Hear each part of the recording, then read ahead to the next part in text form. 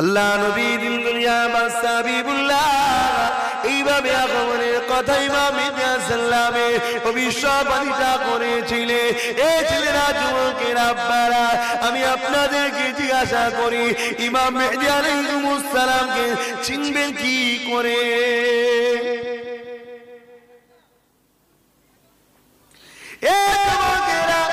আল্লাহ নবী জানিয়ে দিলেন তামাম পৃথিবীর জমিনেতে এমন একটা পিরিয়ড আসবে, মুসলমানরা মার খেতে থাকবে, আমার মুসলমানদের উপরে অত্যাচার হবে, মুসলমানরা মার খেতে থাকবে। সাহাবারা ওই সময় জিজ্ঞাসা করেছিলেন, ইয়া রাসূলুল্লাহ, হাবিবাল্লাহ, মুসলমানদের কি সংখ্যা যখন কম হবে? আল্লাহ নবী বলেছিলেন, না, যেদিকেই তাকাবে শুধু মুসলমান মুসলমান পাবে, যেদিকেই তাকাবে শুধু মুসলমান আর মুসলমান পাবে। ইয়া রাসূলুল্লাহ, হাবিবাল্লাহ, এত মুসলমান দেখা পরে এরা কেন মার খাবে? আল্লাহ নবী ছোট একটা উত্তর দিয়েছিলেন। কি উত্তর দিয়েছিলেন? আল্লাহ নবী বলেছিলেন, মুসলমানরা লোভী হয়ে যাবে। কি হবে বলুন? লোভী হচ্ছে না? এই গ্রামের মাতাকে এখনই যদি বলা হয় 2 কোটি দেওয়া হবে, পুরো গ্রামটাকে বিজেপিতে ভোট দিয়া উল্টো করে লাগবে, ঠিক না বেটি? লোভ। ও একবারও ভাবলো না যে আমার জাতকে এরা ক্ষতি করে দেবে। গুজরাটে কি করেছিল ভাবলো না। লোভ। অমুককে মেরে দাও, 1 লাখ টাকা দেওয়া হবে, এখনই মেরে দেবে। লোভ। মানুষের মধ্যে লোভ ঢুকে গেছে, চারিদিকের লোভ আছে, শুধু একটা নয়, অনেক দিকের লোভ। আর লোভী মানুষকে ধ্বংস করে। এমনি কথাই আছে, লোভে পাপ, পাপে মৃত্যু। এটা কি কথা আছে না? সচরাচর বলে লোভে পাপ আর পাপে মৃত্যু।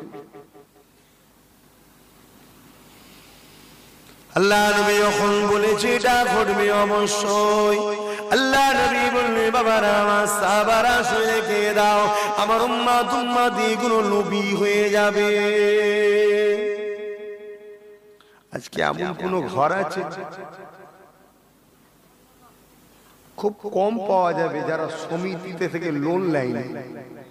বেশিরভাগ ঘরের সব মেয়েরা এখন সমিতিতে যাচ্ছে লোন নিতে। আছে না? না, বলে সমিতির লোনটা শরিয়াতে হালাল।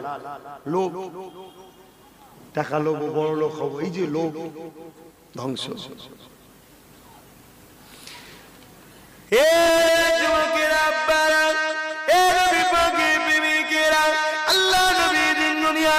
হাবিবুল্লাহ জানিয়ে দিলেন, আল্লাহর জমিনের উপরেতে, আসমানের নিচেতে সব থেকে নিকৃষ্ট হয়ে যাবে আলেম সম্প্রদায়। এই ছেলেরা, যুবকেরা, আব্বারা, আজ পৃথিবী দিয়ে তাকিয়ে দেখো আলেমদের দশাটা কি। তাকিয়ে দেখো, সৌদির গ্র্যান্ড মুফতি ফতোয়া দিয়েছে, ইসরায়েলের সঙ্গে যুদ্ধ করা চলবে না, হারাম। সৌদির মুফতি হচ্ছে যে ইসরায়েলরা আল্লাহর ঘর মসজিদে আকসাকে বেউজ্জুদি করতে চাইছে, মা বোনেদের ইজ্জত লুটছে, মুসলমানদের বাচ্চা বাচ্চা ছেলেদেরকে হত্যা করছে, সেই ইসরায়েলের নাকি বিরুদ্ধে যুদ্ধ করা যাবে না। সৌদির গ্র্যান্ড মুফতি ফতোয়া দিচ্ছে। আরে খোলো মিডিয়া, দেখো না একটু, কোথা পড়ে আছো? আর আমরা সৌদির দোহাই দিয়ে, আবার কিছু বক্তা আছে শুধু সৌদির দোহাই দেয়, সৌদিতে এই হয়, সৌদিতে ওই হয়, সৌদিতে সেই হয়। সৌদি আমাদের দলিল না। যারা সৌদি সৌদি করে জানবেন সব ওয়াহাবি আহলে হাদিস। কথা বুঝছেন না? আজকে সৌদির গ্র্যান্ড মুফতি ফতোয়া দিচ্ছে ইসরায়েলের বিরুদ্ধে লড়াই করা যাবে, অথচ আল্লাহর কোরআন বলছে ইসরায়েলের বিরুদ্ধে লড়াই করাটা ফরজ হয়ে গেছে। কথা বুঝছেন না? বোঝেন না? তাহলে আলেম সমাজ নিকৃষ্ট হচ্ছে না, হয় না? কিয়ামতের একটা আলামত, ধ্বংস, ধ্বংস হয়ে যাবে। আল্লাহ রাসূল আরো বলেছেন, প্রত্যেকটা ঘরে ঘরে হাফেজ আলেম ভরে যাবে। কি গো, ভরছে না? ভরে না। ছেলে হলেই সব মৌলভী সাহেব করবে, ছেলে হলেই সব হাফেজ সাহেব করবে। এই একটা ধ্বংসের আলামত। ইদি বলেন, কি কথা হুজুর বলছে? হ্যাঁ, আমার কথা বাপ, আগেও পছন্দ যাদের হয়নি এখনো হবে না, যাদের আগে পছন্দ হয়েছে এখনো হবে। আরে বুঝতে হবে, বুঝতে হবে। নবী যখন বলেছে রহস্য আছে, প্রতিটা ঘরে ঘরে হাফেজ আলেম ভরে যাবে, কিয়ামতের তখন আলামত জানবে। মসজিদগুলো বিশাল বিশাল পাকা পাকা হয়ে যাবে, তখন জানবেন কিয়ামতের আলামত হবে। এমন কোন মসজিদ আছে পাকা পাকা নেই? এই আছে, ধ্বংসের আলামত তো দুনিয়া। মুসলমানের ছেলেমেয়েরা, আব্বারা, তরুণেরা, বুঝার মানুষ বুঝে নেবে, আর না বুঝার হলো আগে বুঝে না, তো বুঝবে না।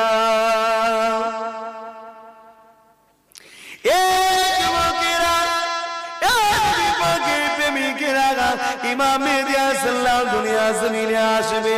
আল্লাহ নবী জানিয়ে দিলেন ইমাম মেহেদী আলাইহিসসালাম দুনিয়া জমিনে কখন আসবে। পৃথিবীর জমিনে মক্কা, মদিনা, খাইবার পর্যন্ত শুধু মুসলমান থাকবে, তাছাড়া পৃথিবীর সবাই ইহুদি খ্রিস্টান হয়ে যাবে।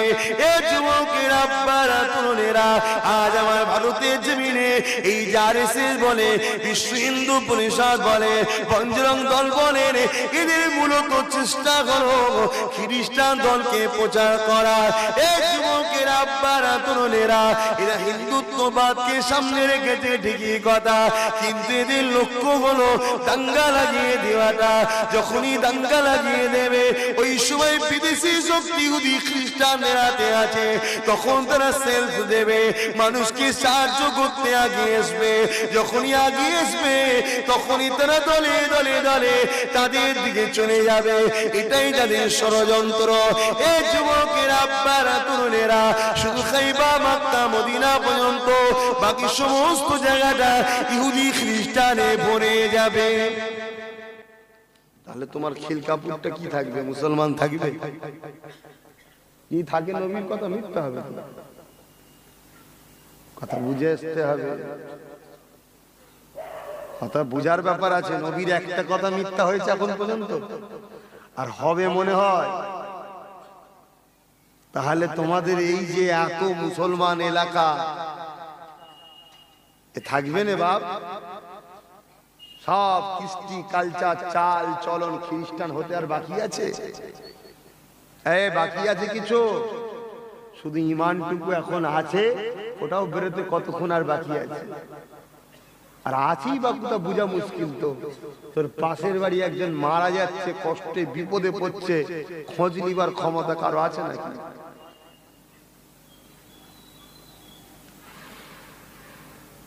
মুসলমানের ছেলেমেয়েরা, আব্বারা, তরুণেরা, এ নবী পাকের প্রেমিকেরা, যারা ঈমান না থাকবে মদিনার জমিনে চলে যাবে।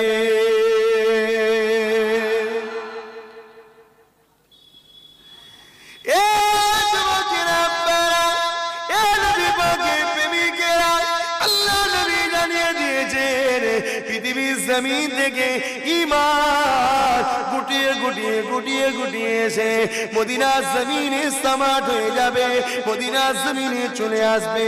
যেমন কিনা নবী পাক উদাহরণ দিয়েছে, সাপ নিজে শিকার করতে বেরোয়, আস্তে আস্তে করে নিয়ে নিজের গন্তব্যস্থলে বর্তই চলে আসে। মদিনা থেকে ইসলাম পৃথিবীর যুগেতে জাহির হয়েছে, ওই ঈমান আবার মদিনার জমিনে আবার পুনরায় ফিরে যাবে। এ ছেলেরা, যুবকেরা, আব্বারা, তরুণেরা, আল্লাহ নবী তাই বলেছে, শুনে রেখে দাও, পৃথিবীর জমিনে যেখানে তোমরা দেখো না কেন, যত উন্নতি দেখো না কেন, যত ভালো দেখো না কেন, আমি নবী পাক জানিয়ে দিয়ে যাই, মদিনা হলো সবার থেকে বেশি উত্তম। যদি তোমরা বুঝতে পারো তবে তোমাদের জন্য উত্তম। এই জন্য নবী বলেছে, মদিনার জমিনে যারা থাকবে, দুনিয়াও তাদের চিন্তা থাকবে না, আখিরাতও তাদের চিন্তা থাকবে না। সে মদিনার দিকে সব ফিরে চলে যাবে। আমাদের যদি মদিনাওয়ালার সঙ্গে সম্পর্ক থাকে, মদিনাওয়ালা আমাদের ডেকে নেবে, মদিনায় আমাদের স্থান হয়ে যাবে, সব চলে যাবে। ঈমানদার মুমিন ঠিক এমনই সময় বিশাল একটা কাফেলা তৈরি করবে। ইহুদি খ্রিস্টানেরা তৈরি করার পরে মক্কা মদিনার দিকে তারা রওনা দেবে মুসলমানদের উপরে হামলা করার জন্য। সব ভবিষ্যৎবাণী নবী করে গেছে, ঘটবে না ঘটবে না।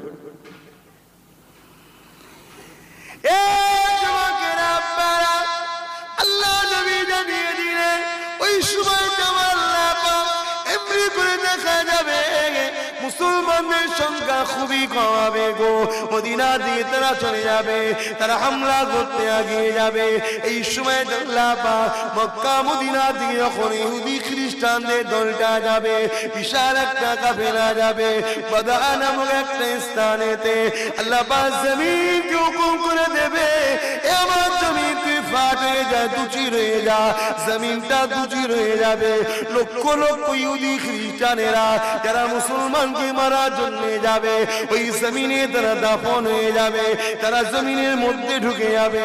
আবার আল্লাহ হুকুম করে দেবে আমার জমিনে তুই লেগে যা, আবার জমিনটা বন্ধ হয়ে যাবে।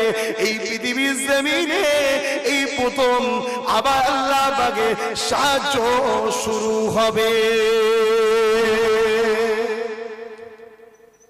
এখন মার খাবার পালা বাবা, এখন মার খাবার পালা। তারপরও চেষ্টা তার রহমতের উপরে আশা করে নিজেদের ঘরে ভালো ভালো কাজ করে দোয়াদানি করে থাকতে হবে। যদি খাস খাস ভাবে যদি আল্লাহ রহমত করে ব্যাপকভাবে আল্লাহ সাহায্য শুরু হবে। একদল লোক মদিনা শরীফ থেকে আল্লাহর কাবা শরীফে যাবে, যে আল্লাহর কাবা তওয়াফ করতে করতে কাঁদবে আর বলবে আল্লাহ আমাদের ইমাম দেন, আল্লাহ আমাদের নেতা দেন। আল্লাহ ভাই আমাদের নেতা এখন আছে কেউ বলুন?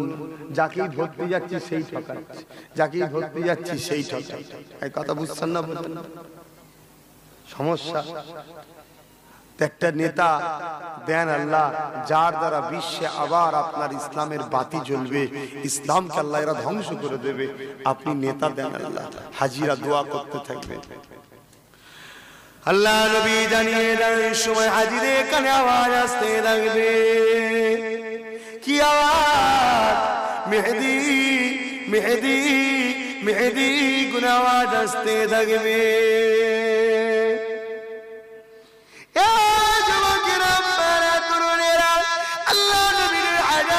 আগে বলে গেছে হাজিরা তখন মনে পড়ে যাবে আল্লাহ কাবাটা তওয়াফ করতে করতে কোথায় থেকে মেহেদি আওয়াজটা আসতে লেগেছে। হাজিরা দেখতে লাগবে, হাজিরা খুঁজতে খুঁজতে দেখতে লাগবে। একজন মানুষ চিহ্ন চিহ্ন মানুষ জামা কাপড় ছিঁড়া ফাটা এমন ভাবে আল্লাহ পাকের কাবাটা তওয়াফ করতে লেগেছে। এইভাবে মহিলা যুক্ত কাপড় অর্থাৎ এমন করে পুরাতন কাপড় দেখে মনে হবে বড় গরিবি। আর তিনি আল্লাহ কাবাকে তওয়াফ করতে লেগেছে, তিনি শহীদ যাওয়ার বেরোতে লেগেছে। মেহেদি মেহেদি মেহেদি মেহেদি আল্লাহ পাকের হাজিরা বুঝতে পেরে যাবে আল্লাহ পাকের কাবার চত্বরেতে হুজুরকে সবাই দাঁড় করিয়ে দেবে। ও হযরত ইমাম মেহেদি আপনি আমাদের ইমাম হয়ে যান, আপনি আমাদের নেতা হয়ে যান, বিশ্বের জমিনে আপনি নেতৃত্ব দেন, মুসলমানদের জন্য আপনি আল্লাহ দরবারে দোয়া চাইতে লাগে, আপনি আমাদেরকে সাহায্য করতে আমাদের সাহায্যের জন্য আল্লাহ দরবারে দোয়া চান। হুজুর আপনি আমাদের ইমামটা হয়ে যান। হযরত ইমামে মেহেদি নিজের পরিচয়কে গোপন করে রাখতে চাইবে না, এটা আমাদের সম্ভব না। কিন্তু আল্লাহ পাকের হাজী বান্দারা নবী পাকের হাদিস শরীফটা তুলে ধরবে। ও হযরত ইমামে মেহেদি আল্লাহ নবী হাদিস পাকে বলে গিয়েছিল তার নমুনা আপনার মধ্যে পাওয়া যাচ্ছে। আপনি আমাদের ইমাম হবে, আপনি আমাদের ইমাম। হযরত ইমাম মেহেদি আর নিজেকে চুপিয়ে রাখলো না। ইমাম মেহেদি ওই হাজিদের করে নিজের হাতটা বাড়িয়ে দিয়ে ইমামতি বায়াত নিতে থাকবে।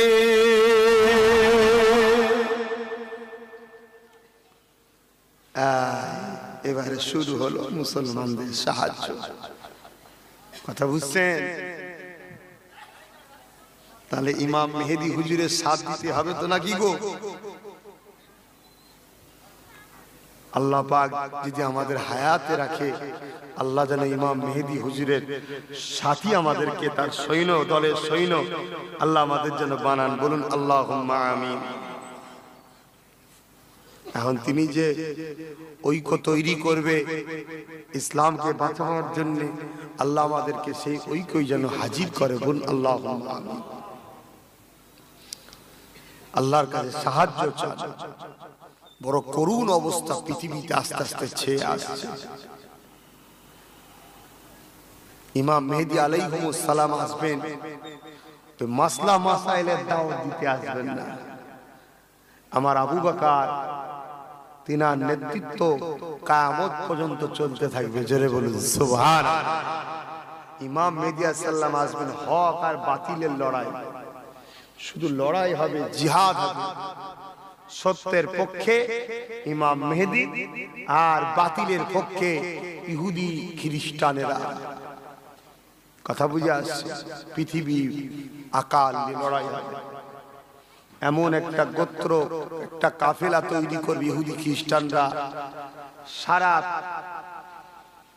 ঠিক একটা হাতির কাছে একটা মশাকে যেমন ছোট লাগে, ঠিক মুসলমানদের কাফেলাটা হলো ওই মশার মতো ছোট, আর ইহুদি খ্রিস্টানদের কাফেলাটা হলো ওই হাতির মতো বিশাল। 3 দিন লড়াই হবে। প্রথম দিন যখন লড়াই হবে, মুসলমানদের এই ছোট্ট কাফেলার মধ্যে থেকেও বহুত মুসলমান শহীদ হয়ে যাবে। ইমাম মেহেদী আলাইহিস সালাম তাবুতে বসে আল্লাহর কাছে দোয়া চাইতে থাকবে। দ্বিতীয় দিন আবার লড়াই হবে, হক আর নাহকের লড়াই। দ্বিতীয় দিনও আবার মুসলমানদের মধ্যে বহুত মানুষ শহীদ হয়ে যাবে। আর গুটি কত মুসলমান বেঁচে থাকবে। জিততে গেলে অনেক লাগে না, গুটি কতক লাগে? জিততে গেলে অনেক লাগে না, গুটি কতক লাগে? গুটি কতক যদি ইমানদার সলিড হয়, আলহামদুলিল্লাহ। জোরে বলুন সুবহানাল্লাহ। এক গাদা লাগে না। তাই আমি প্রত্যেক জায়গায় গ্রামে গ্রামে বলছি, কে আসছে না আসছে দরকার নাই। তোরা যারা অন্তর দিয়ে নবীকে সত্যি ভালোবাসিস, গুটি কতক তোরা আমার পাশে দাঁড়া।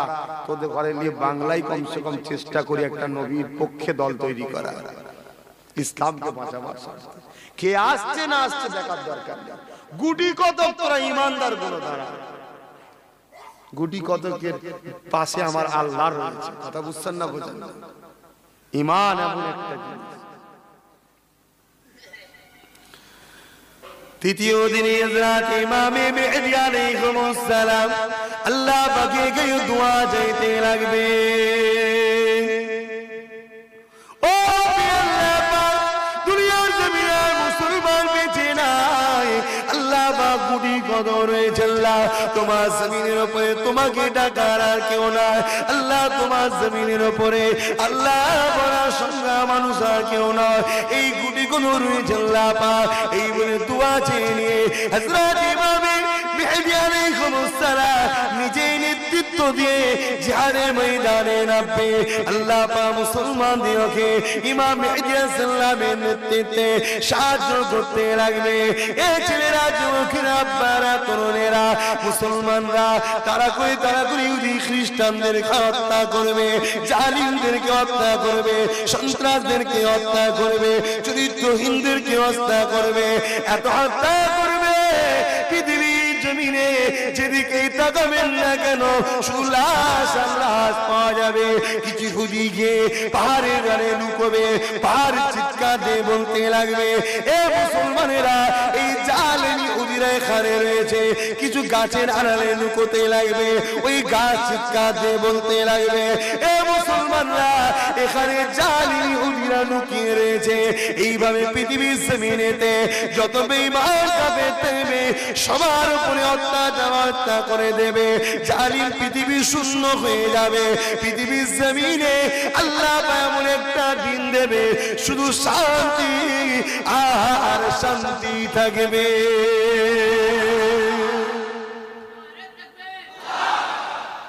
শুধু শান্তি। যেমন আজকে জমিনের তলা থেকে আলু ওঠে নাগল দিলে, তখন এক একজনের ঘরেতে সোনা দানা হিরে মতি যেন জঞ্জালের মতো পড়ে আছে। লোক বাড়ির ছাদে উঠে বলবে, কেউ আছো, আমার বাড়ি থেকে এগুলো নিজে একটু পরিষ্কার করে দেবে। আর সেই সোনা দানার জন্য আজকে আমরা মারপিট করছি। লোভ, তারা লোভ করবে না। কথা বুঝে আসছে? আল্লাহ পাক যদি আমাদের ঘরে সেই দিন দেখায়, আল্লাহ যেন ইমাম মেহেদী আলাইহিসসালামের কাতারে শহীদ হওয়ার তৌফিক দেয়, বলুন আমিন। কেন ওই দিন যারা শহীদ হবে আল্লাহ তাদের ঘরে বেহিসাব আল্লাহর জান্নাতে দেবে, জোরে বলুন সুবহানাল্লাহ। কত বড় দরজা, কত বড় মাকাম। আরে চলে তো সবাইকে যেতে হয়, ঈমান ঠিক করো। আল্লাহ নবীরা সাহাবারা নিজেদের জানের পওড়া করেন গো।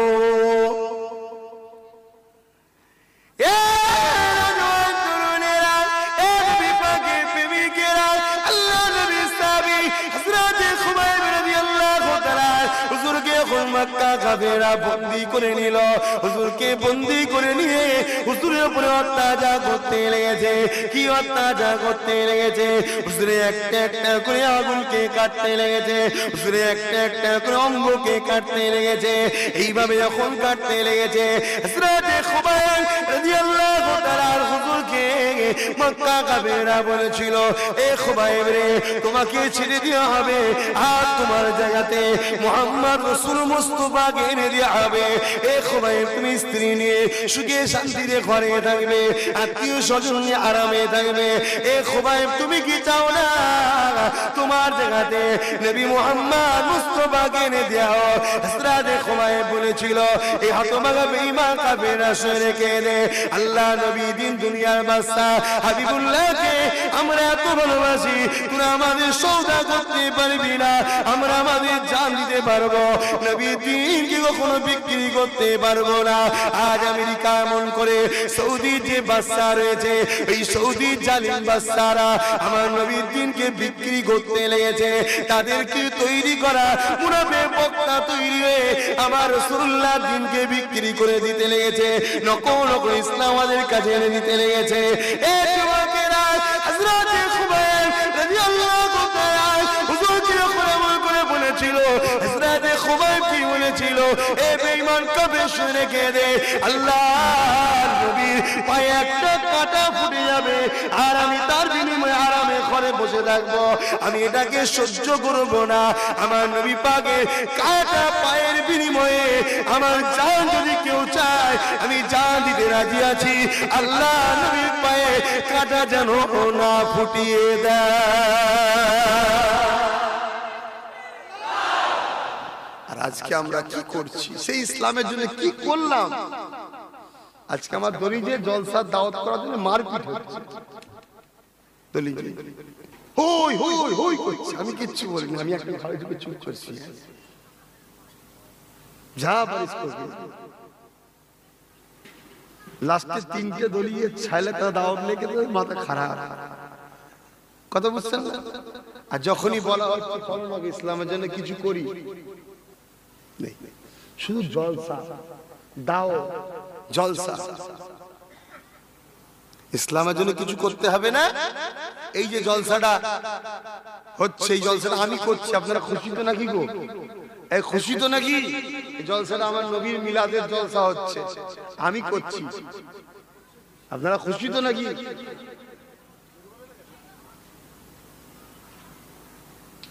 আজকে করতে হবে, জলসাও করতে হবে, সবটাই করতে হবে, সাথে সাথে আমার নবীর দিনকে বাঁচাবার জন্য চেষ্টাও করতে হবে। এটা বাঁচাবার চেষ্টা, কিন্তু এটা বাঁচাবার চেষ্টা। এখানে আজকে বসে নবীর দুটো কথা হচ্ছে, আখিরি জামানার কথা হলো, ইমাম মেহেদী আলাইহিসসালামের কথা। আমার পরে আমার ছোট ভাই আসবে জুবায়ের সিদ্দিকী, মাশাআল্লাহ, মারহাবা। সব হজরত তো শুনেছেন আপনারা, কত সুন্দর হজরত করে, তিনিও বেশ কিছু কথা বলবে। এটাও তো দিনের একটা আলোচনা, বাঁচানো দিনকেই বাঁচানো, আরো কিছু কাজ আছে, ঠিক না বেটি? নবী পাকের সাহাবা হুজুররা নিজের পায়ে, এক রাসূলুল্লাহর পায়ে একটা কাঁটা ফুটবে, কেউ যদি বলায় কাঁটা ফুটানো হবে, তার বিনিময়ে তোমার জান দেবে, কি বলো? আমি জান দিতে রাজি আছি, নবীর পায়ে যেন কাঁটা না ফুটানো হয়। জোরে বলুন সুবহানাল্লাহ।